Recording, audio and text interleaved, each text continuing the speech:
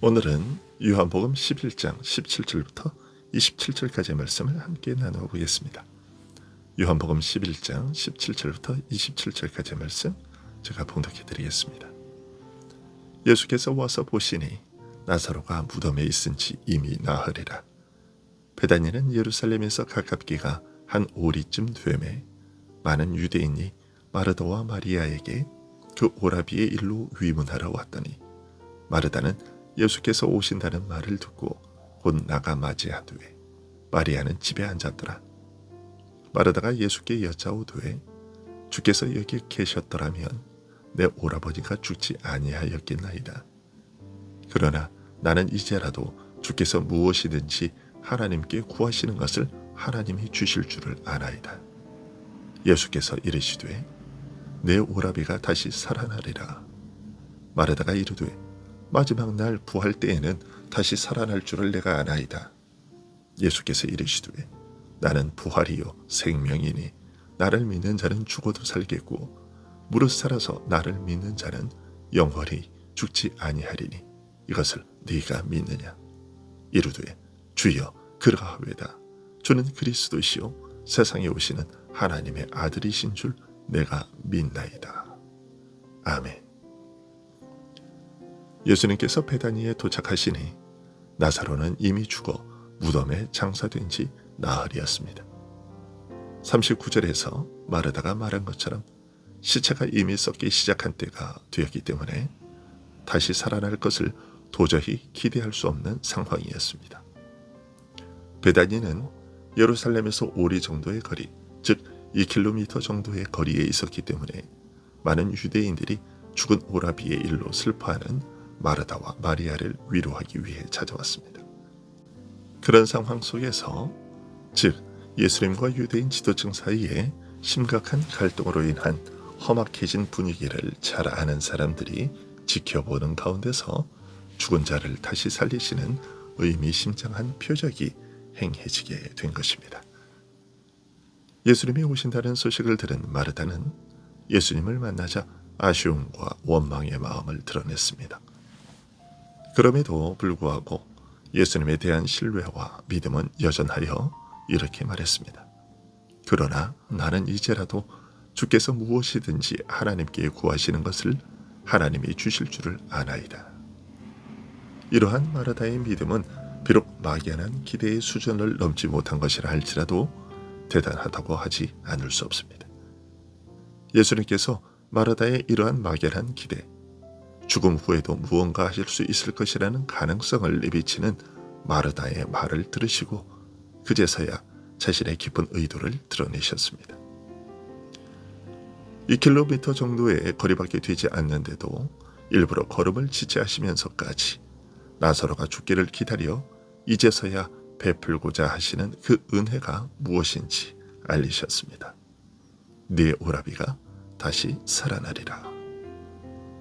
마르다가 죽은 오라비를 위해 예수님께 무슨 은혜를 기대했다 할지라도 이 정도의 일은 아니었을 겁니다. 생각지도 못한 엄청난 약속에 마르다는 도저히 믿기지 않아 마지막 날 부활 때에는 다시 살아날 줄을 내가 아나이다 라고 말했습니다. 그녀의 말은 이런 뉘앙스가 담겨 있습니다. 이미 썩기 시작한 상태인데 다시 살아날 것이라고요? 물론 마지막 날에는 부활하겠지요 라는 말이었던 것입니다. 하지만 예수님께서는 더욱 분명하게 나는 부활이요 생명이니 나를 믿는 자는 죽어도 살겠고 무릇 살아서 나를 믿는 자는 영원히 죽지 아니하리라고 말씀하셨습니다. 자신이 부활 생명이시기에 죽은 자를 살리실 권세를 가지셨으며 자신을 믿는 자는 누구나 다 죽음에서 다시 살아나는 부활 생명을 얻을 것이며 이런 생명을 소유한 자는 영원히 죽지 않을 것이라고 하신 것입니다. 죽은 나사로를 다시 살리실 것을 알리시면서 이처럼 다시 죽지 않을 영원한 생명에 대해 말씀하신 것은 매우 중요한 뜻을 갖습니다. 실제로 나사로는 죽음에서 부활했지만 그 육신은 얼마 후 다시 죽었을 겁니다. 따라서 예수님의 말씀이 정확하지 못하다는 느낌을 줄 수도 있습니다. 하지만 이 말씀 속에는 깊은 뜻이 들어 있습니다. 나사로를 다시 살려 잠시 더 살게 하실 이 일을 두고서 영원한 생명에 대해 말씀하신 것은 죽은 육신이 살아나서 잠시 더 이 땅에서 사는 생명이 아니라 그 이상의 생명, 곧 그리스도 안에서 다시 살아 영원히 죽지 않을 그 부활 생명을 증거하는 표적으로 삼고자 하신 것이었습니다. 이런 깊은 뜻을 알리신 후에 예수님께서는 마르다에게 이것을 네가 믿느냐라고 물으셨습니다. 마르다의 믿음을 확인하고자 하셨습니다. 하지만 단순히 예수님께서 마르다의 믿음을 알지 못해서 그것을 확인하기 위해 물으신 것은 아니었습니다. 오히려 마르다 자신도 잘 의식하지 못하는 그녀의 믿음의 연약한 부분을 드러내시고 그 연약한 믿음을 더욱 온전하게 하고자 물으셨던 것입니다. 이에 마르다는 주여 그러하외다.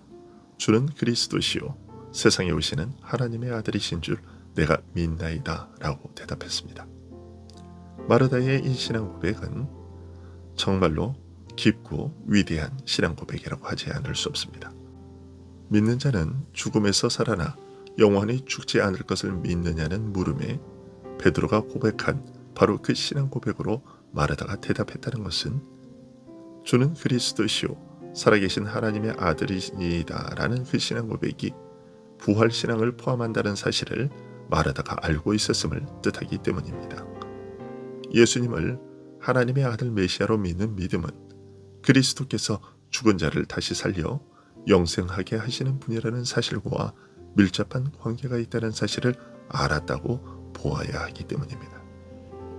누가복음 10장 38절과 42절의 기록과 오늘 본문에서 드러나는 부족한 모습 때문에 마르다의 믿음이 대수롭지 않게 보일 수 있지만 사실은 매우 깊은 신앙의 소유자였음을 알 수 있는 대목입니다.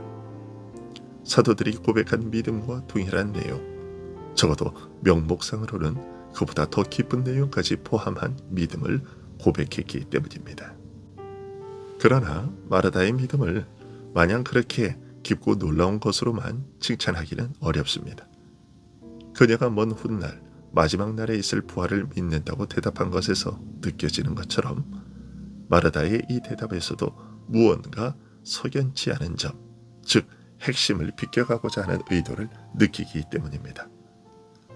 예수님께서는 부활신앙에 대해 물으셨는데 다소 엉뚱하게 베드로가 고백했던 것과 동일한 믿음을 고백함으로써 한편으로는 예수님에 대하여 분명한 믿음을 가지고 있다는 것을 나타내 보이지만 동시에 부활신앙에 대해서는 직접적인 대답을 피하고자 하는 듯한 느낌을 받는 것입니다.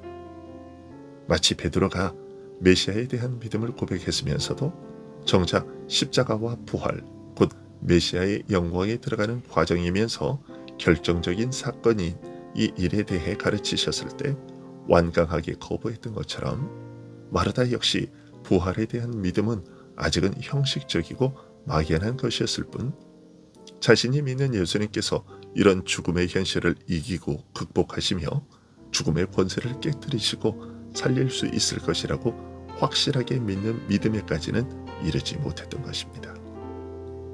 예수님께서 부활 생명에 대해 말씀하시면서 이것을 네가 믿느냐라고 물으신 것은 아직도 이렇게 막연하고 불분명한 마르다의 믿음을 더욱 깊고 견고히 하시기 위해서였습니다. 예수님께서 마르다에게 물으신 질문은 오늘 우리에게 던지시는 질문이기도 합니다. 오늘 본문에 주님의 질문을 대면하게 되는 사람마다 과연 나는 부활에 대한 믿음과 소망이 분명한가라고 자연히 묻게 되기 때문입니다. 죽음이라는 비참한 불행과 영원한 부활 생명에 대해 마르다가 보인 어정쩡한 모습은 어쩌면 우리 자신의 모습이기도 할 수 있기 때문입니다. 예수님의 질문 앞에서 아직도 막연하고 불분명하게 흔들리는 마르다의 모습은 그것이 바로 우리 자신의 모습이 아니냐라고 묻게 만들고 그렇게 우리의 연약한 믿음을 통렬하게 지적하며 드러냄으로써 우리로 하여금 우리 자신의 믿음을 다시 한번 짚어보게 합니다. 기도하겠습니다.